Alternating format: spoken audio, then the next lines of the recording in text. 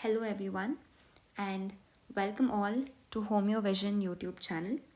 I am Dr. Gauthami Deshmukh and in today's video we will be discussing two very small aphorisms, aphorism number 18 and aphorism number 19.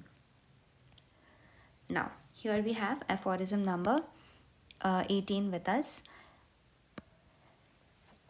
So aphorism number 18 mainly talks about one very important concept. Here, Hahnemann tells us what the sole indication or what the sole guide for us is in the choice of a remedy.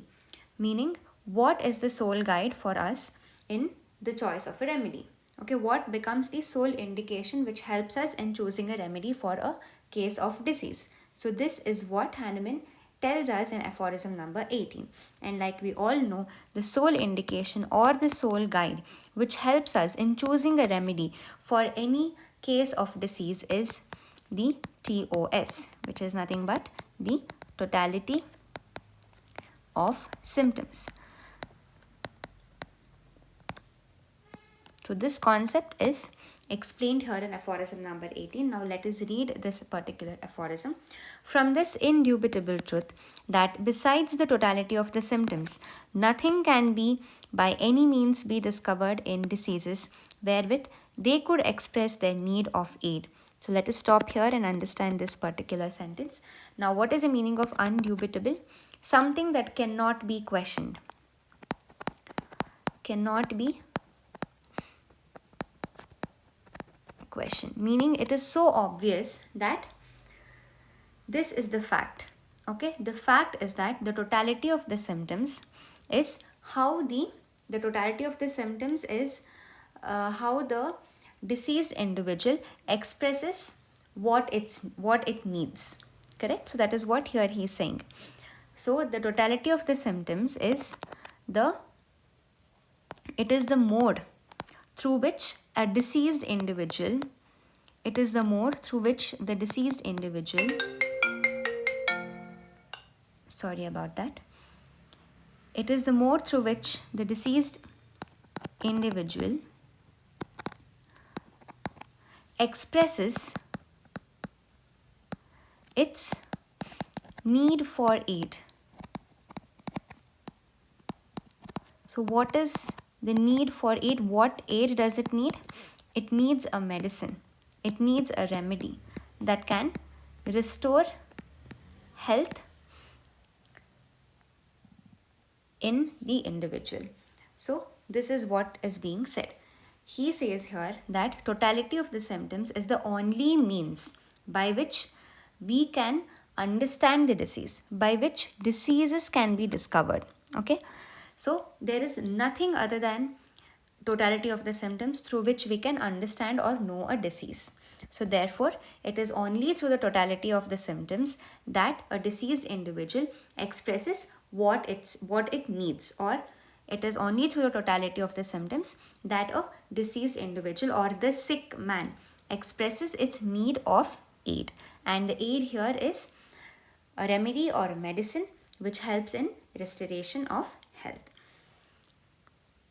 So this is the first part of the aphorism. Continuing, it follows undeniably that the sum of all symptoms in each individual case of disease must be the sole indication, the sole guide to direct us in the choice of remedy. So again, undeniably means something that cannot be denied, something that cannot be refused. So of course, undeniably, we all know that the sum of all symptoms, which is nothing but the totality of the symptoms in each individual case of the disease, becomes the sole guide or the sole indication which helps us in choosing a remedy. So the sole indication or the sole guide which helps us in choosing a remedy for the sick or for a particular case of disease is the totality of symptoms.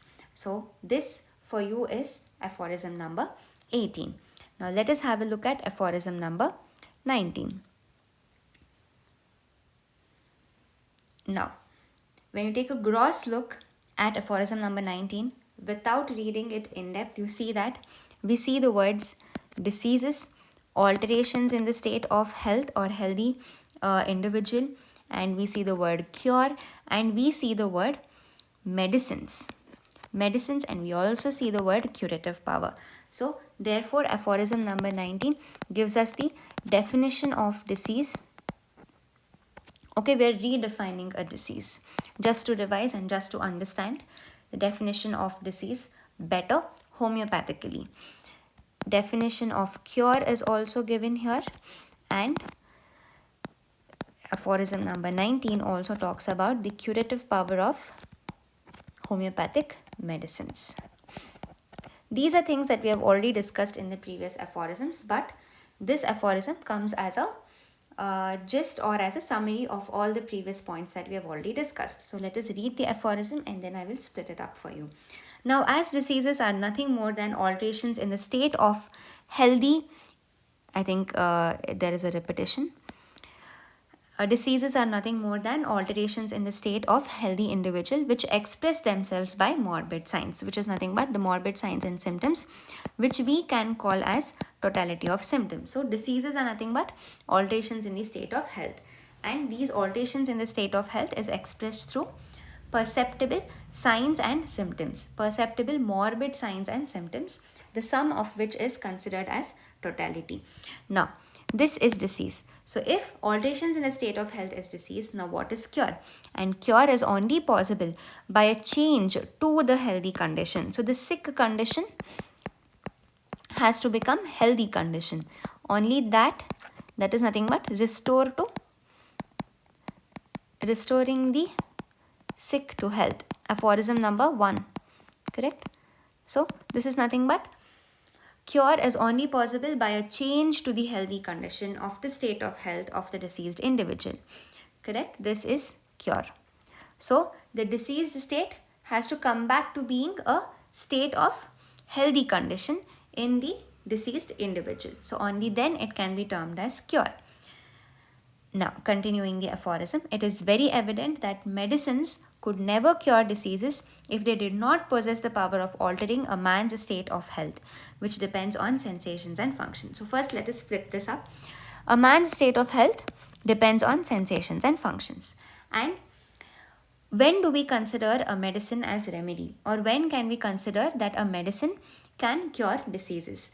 Only when a medicines are considered to cure disease only if it has the power of altering the man's state of health. So medicines should not only alter a diseased state, but it should mainly alter a man's state of health, meaning if it has the ability to produce morbid sensations and functions in a healthy individual or in a healthy man, only then medicines can be considered as remedies which are meant to cure diseases. I hope this statement has made things clear for you. So medicines, so therefore the curative power, what is a curative power? Indeed that their curative power must be owing solely to this power they possess of altering man's state of health. So only if, so the medicine's curative power is nothing but the disease producing power is equal to the disease curing power, something that we all know. Disease producing power is equal to the disease curing power. So only if it has the ability to produce diseases, produce morbid sensations and functions in a state of health, only then it can be considered as medicines which have the capability of curing diseases. So therefore the curative power of a medicine is nothing but its disease causing properties. Only if it has the power to alter or change a man's state of health, it is considered as a medicine. So this is aphorism number 18 and 19. Let us meet in the next video where we will be discussing aphorisms number 20 and 21. Thank you.